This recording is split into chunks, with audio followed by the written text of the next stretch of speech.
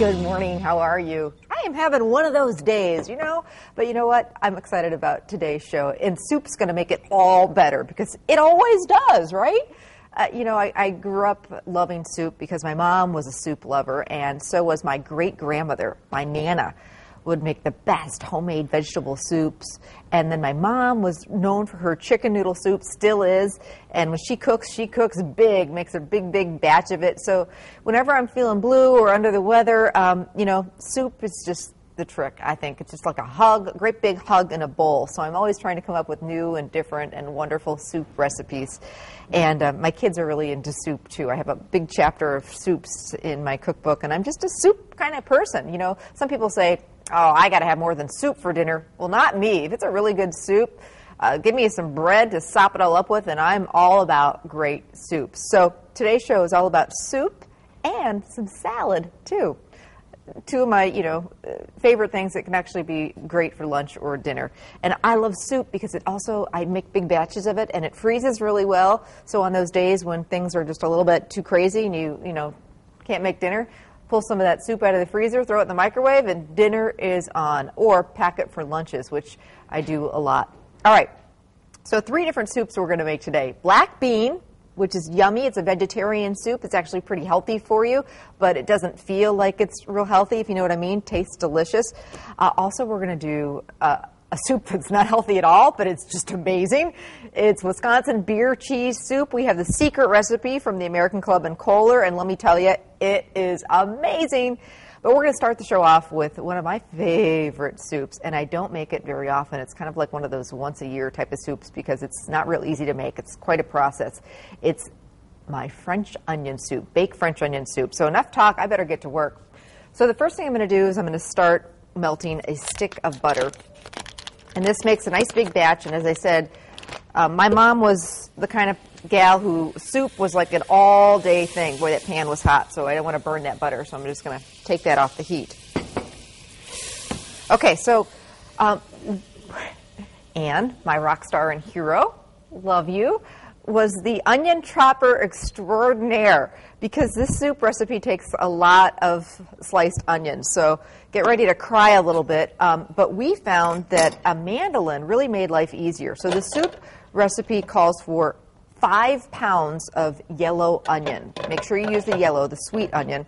And we've got this great little gadget, a mandolin, and these guys have really come down in price. So these are, if you do a lot of slicing and dicing and you find it kind of a pain, you might want to try one of these, pick one of them up. Look at these giant onions. We figured they're about a pound a piece, so about 5 big onions is what we're looking for. And, when you're using a mandolin, it's real important to use one of the guards so we don't slice up any of my finger. Don't want to do that. Anne was all excited about this. She said, I started doing these by hand, and then the heck with it. Tried the old mandolin, and it really worked nicely. So just kind of press on it, slice it up, and you'll get these gorgeous onion rings. And these are pretty sweet. They're actually not making me tear up too much. They're okay. Okay, one more. Anne did most of the work, but I just wanted to show you how great this mandolin works. And we're doing it right over the bowl. What am I doing wrong? Shove it into the oven. Okay, give it more muscle, you're saying? I usually do it by hand. I have to be honest. I don't have a ton of gadgets in my kitchen at home, but I can see how this really is nice because slicing of those onions is a lot of work. All right, we're almost done. All right. That's good enough. Perfect. And they don't have to be perfect slices, but that did work nicely, Anne. You were right. All right, so my stick of butter is melted. I'm going to get my onions in here. Every little last one of them. And we want to cook these low and slow. It's going to take about a half hour or so. What am I doing wrong? Oh, I got an onion hanging. Would you like to eat that one? No? No raw onions? Anne is my partner in crime today behind the scenes here. Got to tell you the story behind this French onion soup because there's a great one. My college roommate, I went to Marquette, and my college roommate lived in St. Louis. So freshman year, I went home with her, my family was in Arizona, so it was a lot easier on holidays and things like that to go to her family's place, and less expensive than to fly all the way to Arizona. So anyway, I think it was Thanksgiving, and I was with her family, and we were doing some shopping like everybody does Thanksgiving weekend. And we went to this department store in St. Louis, and it's not around anymore, sadly, Famous Bar.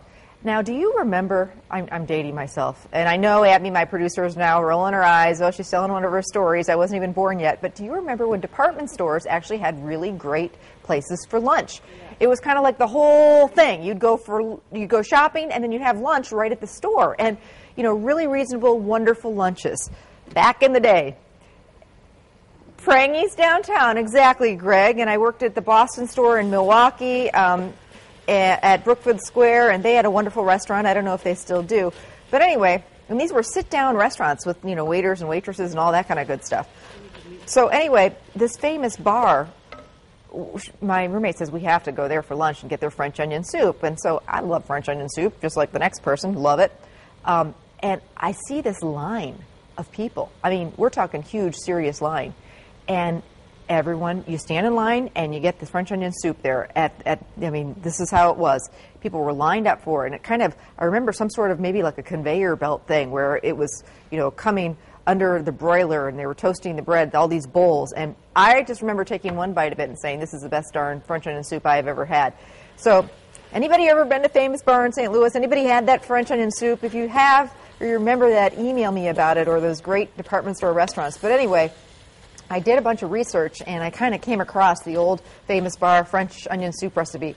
And I don't think, the department store isn't in existence anymore that I know of, and neither is the French onion soup, but man, was it good. But basically, this is kind of a spin-off of their recipe. So basically, we're going to take these onions and cook them low and slow, and they're going to get caramelized. They're going to get brown. Now, we don't have, it's only an hour-long show, so we're going to have to kind of use your imagination on this, but low and slow until they get caramelized and wonderful, and then we're going to start dumping a bunch of ingredients in. So first of all, we're going to dump some beef stock in, and the recipe calls for about 12 to 16, 14 cups of beef stock, which we figured was about 2.5 boxes. So dump, dump, dump. Full recipe's online. There's quite a few ingredients in it.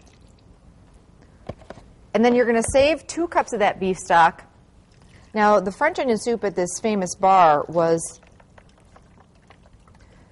a little thicker than the French onion soup that you may be used to, and that's what I love so much about it. So they used a little flour to thicken it up. So I'm going to show you how that all goes together. So now I'm going to do half a cup of dry white wine. If you don't like to cook with wine, just add some more stock. It's not the end of the world. Don't worry about it.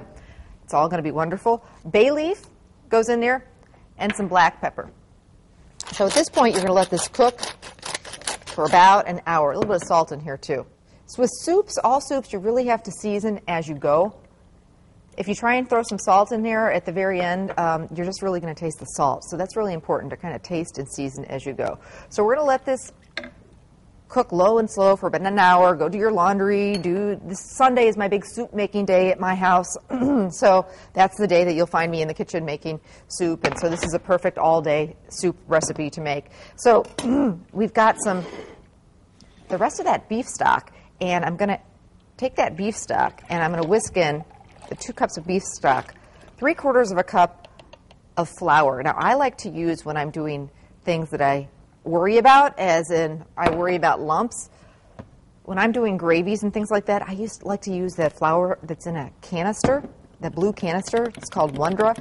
And that way you wouldn't ruin this entire batch of soup. After you took all the time cooking those onions low and slow and wonderful,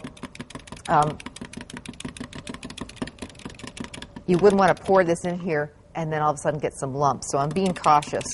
Not that you would necessarily get lumps if you use the regular all-purpose flour, but we're going to play it safe and use the Wondra stuff. So I whisked together the 2 cups of beef stock and the 3/4 of a cup of flour, and I'm going to get this in. And that's just going to give this onion soup, it's going to coat the back of a spoon. So it's not going to be real broth-like once this comes to a boil, and it's just going to be wonderful. Now, the other thing I'm going to add, and this is a nice ingredient that I'm, pretty sure that they did to their famous bar, French onion soup, is I'm adding a little bit of browning sauce. Now, this is something I always keep in my pantry because when it comes to making turkey at Thanksgiving, that gravy's just not tasting just like it should, or it just doesn't have that brown color, or if I'm making a beef roast and the gravy, again, isn't just quite there. I always know that a little bit of this will probably do the trick. What is this stuff? I have no idea, to be honest. It's basically caramel coloring, vegetable base, so it's onions, carrots, things like that. It's a gravy enhancer is what it is. And in most cases, it does the trick. The one thing about it, though, a little can go a long way. So we're talking start out with a little, and you can always add more. Once you put too much in, you really can't go back. But you see how it's a browning sauce. See how it browned it right up? So it really gives it a great color and just enhances the flavor a little bit. So this is going to come to a boil, and that flour in there is going to thicken things up. And then just taste as you go, and, season if it needs a little more salt or pepper. If it gets a little bit too thick, you can always add some more stock or some water. Don't be afraid of adding water to soups when they get really thick. If you do it in doses, a little bit here, a little bit there, it should be just fine for you. I just want to show you the soup. Now, one thing that they say they did when they did the research about the famous bar soup is that they refrigerated the entire batch overnight and then warmed it the next day and then served it. Kind of like the same idea as, how spaghetti sauce always takes that much more wonderful the next day. Now, I usually don't have the patience for that. If I'm going to cook and smell French onion soup all day long in my kitchen, I'm going to be eating it that night. So that's up to you.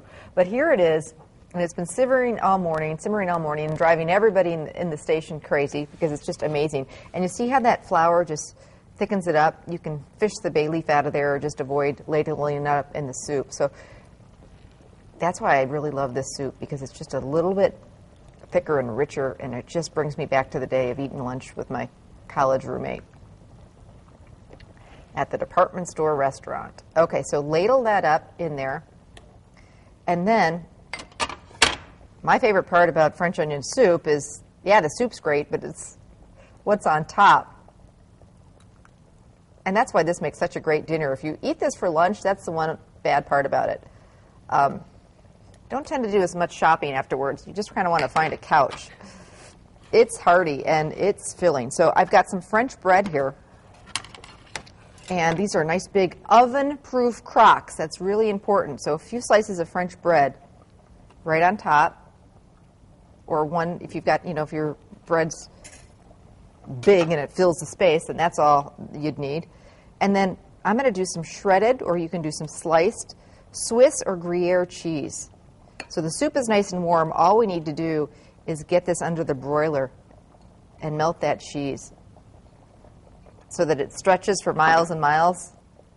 So I'm going to do that. I'm going to put this under the broiler, and I'm going to show you how it all comes together in just a minute. It is some of the best French onion soup I have ever had. Now, be careful. Anything under the broiler, anytime you put something under the broiler, keep an eye on it because things can get away from you. But recipe for this French onion soup is on our website. You can also pick it up at any Festival of Foods.